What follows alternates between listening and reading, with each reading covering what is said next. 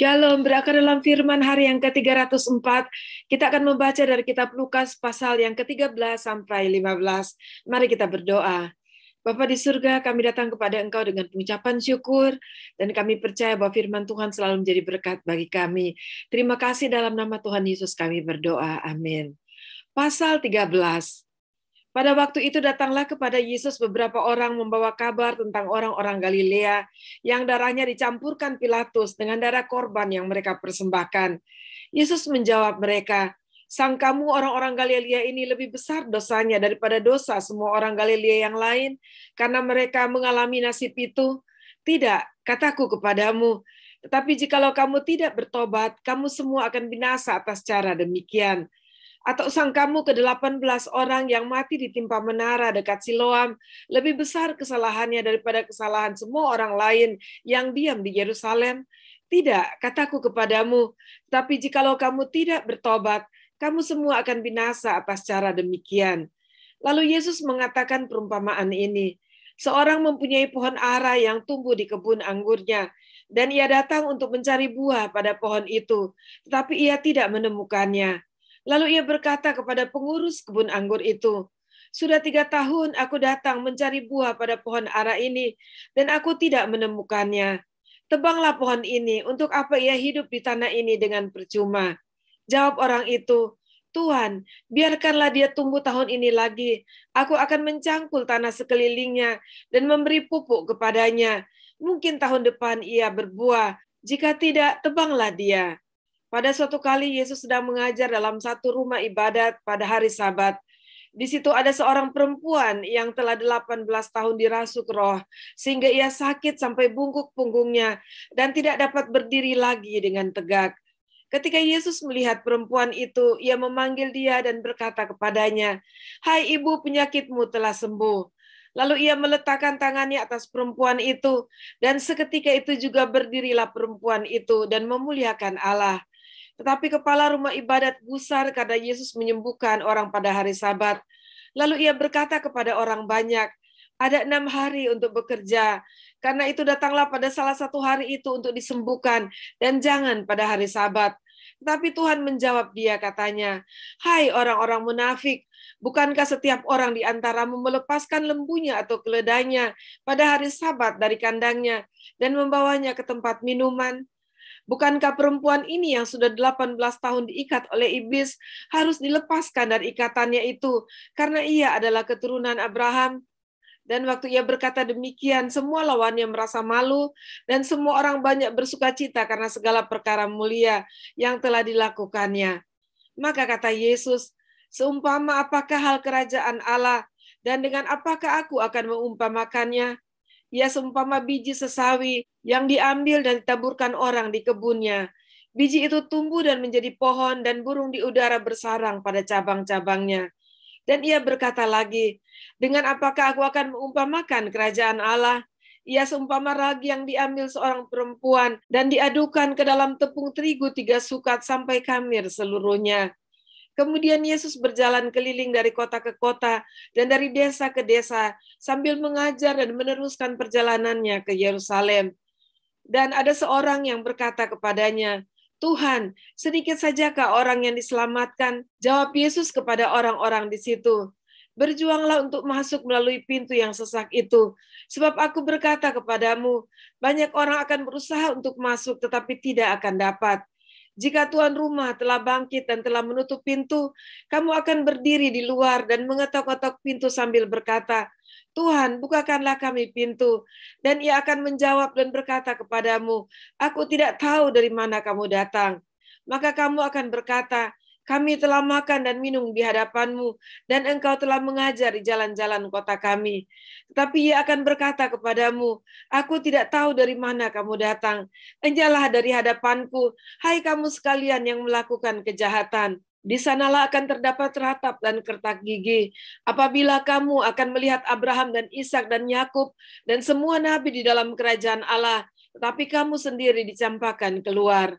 Dan orang akan datang dari timur dan barat dan dari utara dan selatan, dan mereka akan duduk makan di dalam kerajaan Allah. Dan sesungguhnya ada orang yang terakhir yang akan menjadi orang yang terdahulu, dan ada orang yang terdahulu yang akan menjadi orang yang terakhir. Pada waktu itu datanglah beberapa orang Farisi dan berkata kepada Yesus, "Pergilah, tinggalkanlah tempat ini, karena Herodes hendak membunuh engkau." Jawab Yesus kepada mereka, "Pergilah dan katakanlah kepada si serigala itu, aku mengusir setan dan menyembuhkan orang. Pada hari ini dan besok, dan pada hari yang ketiga aku akan selesai. Tetapi hari ini dan besok dan lusa, aku harus meneruskan perjalananku, sebab tidaklah semestinya seorang nabi dibunuh kalau tidak di Yerusalem. Yerusalem, Yerusalem, engkau yang membunuh nabi-nabi dan melempari dengan batu orang-orang yang diutus kepadamu.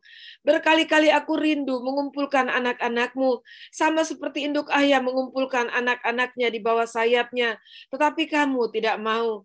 Sesungguhnya rumahmu ini akan ditinggalkan dan menjadi sunyi.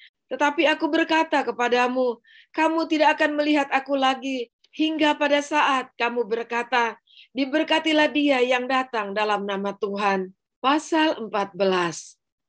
Pada suatu hari Sabat, Yesus datang ke rumah salah seorang pemimpin dari orang-orang Farisi untuk makan di situ. Semua yang hadir mengamat-amati dia dengan seksama. Tiba-tiba datanglah seorang yang sakit busung air berdiri di hadapannya.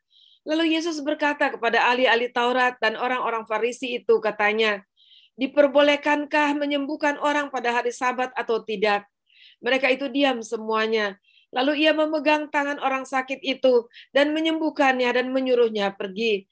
Kemudian ia berkata kepada mereka, "Siapakah di antara kamu yang tidak segera menarik keluar anaknya atau lembunya kalau terperosok ke dalam sebuah sumur meskipun pada hari Sabat?" Mereka tidak sanggup membantahnya. Karena Yesus melihat bahwa tamu-tamu berusaha menduduki tempat-tempat terhormat, ia mengatakan perumpamaan ini kepada mereka. Kalau seorang mengundang engkau ke pesta perkawinan, janganlah duduk di tempat kehormatan, sebab mungkin orang itu telah mengundang seorang yang lebih terhormat daripadamu. Supaya orang itu yang mengundang engkau dan dia jangan datang dan berkata kepadamu, "Berilah tempat ini kepada orang itu," lalu engkau dengan malu harus pergi duduk di tempat yang paling rendah. Tetapi apabila engkau diundang, pergilah duduk di tempat yang paling rendah. Mungkin tuan rumah akan datang dan berkata kepadamu, "Sahabat, silakan duduk di depan." Dan dengan demikian engkau akan menerima hormat di depan mata semua tamu yang lain. Sebab barang siapa meninggikan diri, ia akan direndahkan, dan barang siapa merendahkan diri, ia akan ditinggikan. Dan Yesus berkata juga kepada orang yang mengundang dia, "Apabila engkau mengadakan perjamuan siang atau perjamuan malam, janganlah engkau mengundang sahabat-sahabatmu atau saudara-saudaramu atau kaum keluargamu atau tetangga-tetanggamu yang kaya, karena mereka akan membalasnya dengan mengundang engkau pula, dan dengan demikian engkau mendapat balasnya. Tetapi apabila engkau mengadakan perjamuan, undanglah orang-orang miskin, orang-orang cacat, orang-orang lumpuh, dan orang-orang buta, dan engkau akan berbahagia, karena mereka tidak mempunyai apa-apa untuk membalasnya kepadamu, sebab engkau akan mendapat balasnya pada hari kebangkitan orang-orang benar." Mendengar itu berkatalah seorang dari tamu-tamu itu kepada Yesus, "Berbahagialah orang yang akan dijamu dalam kerajaan Allah." Tetapi Yesus berkata kepadanya, "Ada seorang mengadakan perjamuan besar dan ia mengundang banyak orang. Menjelang perjamuan itu dimulai, ia menyuruh hambanya mengatakan kepada para undangan, 'Marilah, sebab segala sesuatu sudah siap.' Tetapi mereka bersama-sama meminta maaf. Yang pertama berkata kepadanya, 'Aku telah membeli ladang dan aku harus pergi melihatnya. Aku minta dimaafkan.' Yang lain berkata, 'Aku telah membeli 5 pasang lembu kebiri dan aku harus pergi mencobanya. Aku minta dimaafkan.' Yang lain lagi berkata, 'Aku baru kawin dan karena itu aku tidak dapat datang.' Maka kembalilah hamba itu dan menyampaikan semuanya itu kepada tuannya. Lalu murkalah tuan rumah itu dan berkata kepada hambanya, 'Pergilah dengan segera ke segala jalan dan lorong kota dan bawalah kemari orang-orang yang miskin dan orang-orang cacat dan orang-orang buta dan orang-orang lumpuh.' Kemudian hamba itu melaporkan, 'Tuhan, apa yang Tuhan perintahkan itu sudah dilaksanakan. Tetapi sekalipun demikian masih ada tempat.' Lalu kata Tuhan itu kepada hambanya, pergilah ke semua jalan dan lintasan dan paksalah orang-orang yang ada di situ masuk, karena rumahku harus penuh. Sebab aku berkata kepadamu, tidak ada seorang pun dari orang-orang yang telah diundang itu akan menikmati jamuanku. Pada suatu kali banyak orang berduyun-duyun mengikuti Yesus dalam perjalanannya. Sambil berpaling ia berkata kepada mereka, jikalau seorang datang kepadaku dan ia tidak membenci bapaknya, ibunya, istrinya, anak-anaknya, saudara-saudaranya laki-laki atau perempuan, bahkan nyawanya sendiri, ia tidak dapat menjadi muridku. Barang siapa tidak memikul salibnya dan mengikut aku, ia tidak dapat menjadi muridku. Sebab siapakah di antara kamu yang kalau mau mendirikan sebuah menara, tidak duduk dahulu membuat anggaran biaya, kalau cukup uangnya untuk menyelesaikan pekerjaan itu, supaya jikalau ia sudah meletakkan dasarnya dan tidak dapat menyelesaikannya, jangan-jangan semua orang yang melihatnya mengejek dia sambil berkata, orang itu mulai mendirikan tetapi ia tidak sanggup menyelesaikannya. Atau raja manakah yang kalau mau pergi berperang melawan raja lain, tidak duduk dahulu untuk mempertimbangkan apakah dengan 10.000 orang ia sanggup menghadapi lawan yang mendatanginya dengan 20.000 orang. Jikalau tidak, ia akan mengirim utusan selama musuh itu masih jauh untuk menanyakan syarat-syarat perdamaian. Demikian pula lah tiap-tiap orang di antara kamu yang tidak melepaskan dirinya dari segala miliknya, tidak dapat menjadi muridku. Garam memang baik, tapi jika garam itu menjadi tawar, dengan apakah ia diasinkan? Tidak ada lagi gunanya baik untuk ladang maupun untuk pupuk, dan orang membuangnya saja. Siapa mempunyai telinga untuk mendengar, hendaklah ia mendengar. Pasal 15. Para pemungut cukai dan orang-orang berdosa biasanya datang kepada Yesus untuk mendengarkan dia. Maka bersungut-sungutlah orang-orang Farisi dan ahli-ahli Taurat, katanya. Ia menerima orang-orang berdosa dan makan bersama-sama dengan mereka. Lalu ia mengatakan perumpamaan ini kepada mereka. Siapakah di antara kamu yang mempunyai 100 ekor domba, dan jikalau ia kehilangan seekor di antaranya, tidak meninggalkan yang 99 ekor di padang gurun, dan pergi mencari yang sesat itu sampai ia menemukannya? Dan kalau ia telah menemukannya, ia meletakkannya di atas bahunya dengan gembira. Dan setibanya di rumah, ia memanggil sahabat-sahabat dan tetangga-tetangganya, serta berkata kepada mereka, bersukacitalah bersama-sama dengan aku, sebab dombaku yang hilang itu telah kutemukan. Aku berkata kepadamu, demikian juga akan ada sukacita di surga karena satu orang berdosa yang bertobat, lebih daripada sukacita karena 99 orang benar yang tidak memerlukan pertobatan. Atau perempuan manakah yang mempunyai 10 dirham, dan jika ia kehilangan satu di antaranya, tidak menyalakan pelita dan menyapu rumah serta mencarinya dengan cermat sampai ia menemukannya? Dan kalau ia telah menemukannya, ia memanggil sahabat-sahabat dan tetangga-tetangganya, serta berkata, bersukacitalah bersama-sama dengan aku, sebab dirhamku yang hilang itu telah kutemukan. Aku berkata kepadamu, demikian juga akan ada sukacita pada malaikat-malaikat Allah, karena satu orang berdosa yang bertobat. Yesus berkata lagi, ada seorang yang mempunyai 2 anak laki-laki. Kata yang bungsu kepada ayahnya, Bapa, berikanlah kepadaku bagian harta milik kita yang menjadi hakku. Lalu ayahnya membagi-bagikan harta kekayaan itu di antara mereka. Beberapa hari kemudian anak bungsu itu menjual seluruh bagiannya itu, lalu pergi ke negeri yang jauh. Di sana ia memboroskan harta miliknya itu dengan hidup berfoya-foya. Setelah dihabiskannya semuanya, timbullah bencana kelaparan di dalam negeri itu, dan ia pun mulai melarat. Lalu ia pergi dan bekerja pada seorang majikan di negeri itu. Orang itu menyuruhnya ke ladang untuk menjaga babinya. Lalu ia ingin mengisi perutnya dengan ampas yang menjadi makanan babi itu, tapi tidak seorang pun yang memberikannya kepadanya. Lalu ia menyadari keadaannya, katanya, betapa banyaknya orang upahan Bapakku yang berlimpah-limpah makanannya, tetapi aku di sini mati kelaparan. Aku akan bangkit dan pergi kepada Bapakku dan berkata kepadanya, Bapa, aku telah berdosa terhadap sorga dan terhadap Bapa. Aku tidak layak lagi disebutkan anak Bapa. Jadikanlah aku sebagai salah seorang upahan Bapa. Maka bangkitlah ia dan pergi kepada bapaknya. Ketika ia masih jauh, ayahnya telah melihatnya. Lalu tergeraklah hatinya oleh belas kasihan. Ayahnya itu berlari mendapatkan dia lalu merangkul dan mencium dia. Kata anak itu kepadanya, "Bapa, aku telah berdosa terhadap sorga dan terhadap Bapa. Aku tidak layak lagi disebutkan anak Bapa."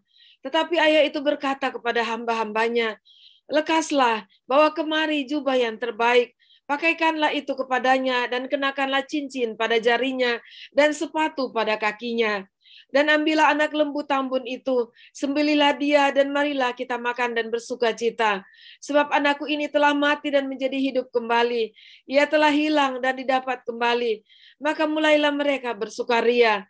Tetapi anaknya yang sulung berada di ladang, dan ketika ia pulang dan dekat ke rumah, ia mendengar bunyi seruling dan nyanyi tari-tarian. Lalu ia memanggil salah seorang hamba dan bertanya kepadanya, "Apa arti semuanya itu?" Jawab hamba itu, "Adikmu telah kembali dan ayahmu telah menyembelih anak lembu tambun, karena ia mendapatnya kembali dengan sehat." Maka marahlah anak sulung itu dan ia tidak mau masuk. Lalu ayahnya keluar dan berbicara dengan dia. Tapi ia menjawab ayahnya, katanya, "Telah bertahun-tahun aku melayani Bapa dan belum pernah aku melanggar perintah Bapa. Tapi kepadaku belum pernah Bapa memberikan seekor anak kambing untuk bersukacita dengan sahabat-sahabatku. Tetapi baru saja datang anak Bapa yang telah memboroskan harta kekayaan Bapa bersama-sama dengan pelacur-pelacur. Maka Bapa menyembelih anak lembu tambun itu untuk dia." Kata ayahnya kepadanya, "Anakku, engkau selalu bersama-sama dengan aku, dan segala kepunyaanku adalah kepunyaanmu. Kita patut bersukacita dan bergembira karena adikmu telah mati dan menjadi hidup kembali.